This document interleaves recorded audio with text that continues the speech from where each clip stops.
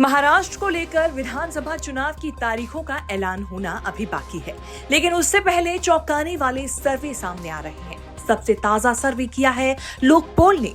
लोकपोल के सर्वे में zone wise जो सीटें दिखाई गई हैं, उसमें से ज्यादातर में महाविकास आघाड़ी गठबंधन बहुत आगे नजर आ रहा है। लोकपोल के सर्वे के मुताबिक विदर्भ जोन में एनडीए को जहां 15 से 20 सीटें मिलने का अनुमान लगाया गया है, तो वहीं सर्वे के मुताबिक महाविकास आघाड़ी को 40 से 45 सीटें मिल सकती हैं। इसके अलावा अन्य के खाते में 1 से 5 सीटें जाने का अनुमान है। खानदेश जोन की बात करें तो यहाँ महायुति को 20 से 25 सीटें मिल सकती हैं, वहीं एमवीए को भी इतनी ही सीटें मिलने का अनुमान है। इसके अलावा अन्य के खाते में 0 से 2 सीटें जा सकती हैं। ठाणे कोंकण जोन की बात करें तो एनडीए को 25 से 30, तो वहीं एमवीए को 5 से 10 सीटें मिलने का अनुमान है। यहाँ अन्य के खाते में 1 से 3 सीटें जा सकती हैं। मुंबई जोन की बात करें तो लोकपोल के सर्वे के मुताबिक यहाँ एनडीए को 10 से 15, जबकि एमवीए को 20 से 25 सीटें मिलने का अनुमान है। अन्य के खाते में 0 से 1 सीट जा सकती है। पश्चिम महाराष्ट्र जोन की बात करें तो सर्वे के मुताबिक यहाँ एनडीए को 20 से 25 सीटें मिलने का अनुमान है, जबकि महाविकास आघाड़ी को 30 से 35 सीटें मिल सकती हैं। यहाँ अन्य के खाते में 1 से 5 सीटें जा सकती हैं। मराठवाड़ा जोन की बात करें तो सर्वे के मुताबिक यहाँ महायुति को 15 से 20 सीटें मिल सकती हैं, जबकि महाविकास आघाड़ी को 25 से 30 सीटें मिलने का अनुमान है।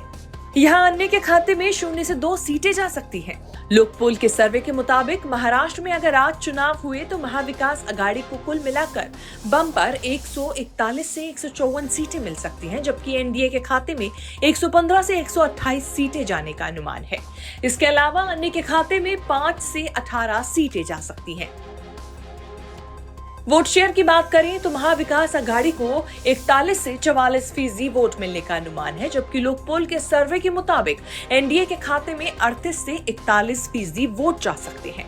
इसके अलावा अन्य के खाते में 15 से 18% वोट जाने का अनुमान है।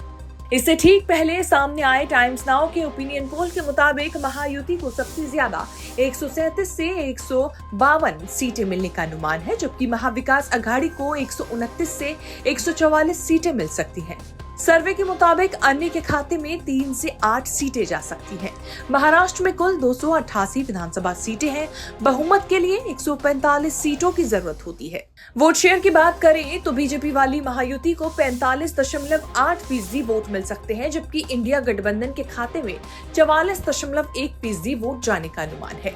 इसके अलावा सर्वे के मुताबिक अन्य का वोट शेयर 10.1% रह सकता है।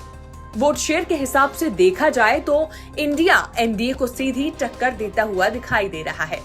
दोनों के वोट प्रतिशत में ज्यादा अंतर देखने को नहीं मिल रहा है। टाइम्स नाउ के सर्वे के मुताबिक पार्टी वाइज आंकड़े देखे जाएं तो बीजेपी को सबसे ज्यादा 83 से 93 सीटें मिलने का अनुमान है, जबकि शिंदे वाली शिवसेना को 42 से 52 सीटें मिल सकती हैं। इसके अलावा अजीत पवार वाली एनसीपी को 7 से 12 सीटें मिल सकती हैं। दूसरी तरफ कांग्रेस को 58 से 68 सीटें मिलने का अनुमान है, जबकि उद्धव ठाकरे वाली शिवसेना को 26 से 31 सीटें मिल सकती हैं। इसके अलावा सर्वे के मुताबिक शरद पवार वाली एनसीपी के खाते में 35 से 45 सीटें जा सकती हैं।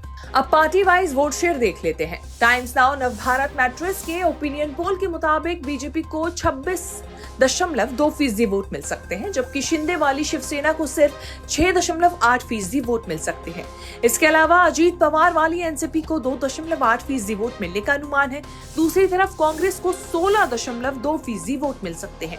उद्धव ठाकरे वाली शिवसेना को 14.2% और शरद पवार वाली एनसीपी के खाते में 13.7% वोट जा सकते हैं। इसके अलावा सर्वे में जब पसंदीदा सीएम चेहरे को लेकर लोगों से सवाल पूछा गया तो 37% लोगों ने एकनाथ शिंदे का नाम लिया, जबकि 21% लोगों ने उद्धव ठाकरे का नाम लिया। 21% ही लोगों ने देवेंद्र फडणवीस को भी अपना पसंदीदा चेहरा बताया। इसके अलावा 10% लोगों ने शरद पवार को सीएम पद के लिए अपनी पसंद बताया। कुल मिलाकर देखा जाए तो इस सर्वे के मुताबिक दोनों गठबंधन महाराष्ट्र में एक दूसरे को कड़ी टक्कर देते हुए नजर आ रहे हैं। देखना होगा आने वाले दिनों में महाराष्ट्र की सियासत को लेकर क्या नया समीकरण देखने को मिलता है। ब्यूरो रिपोर्ट, न्यूज़ तक।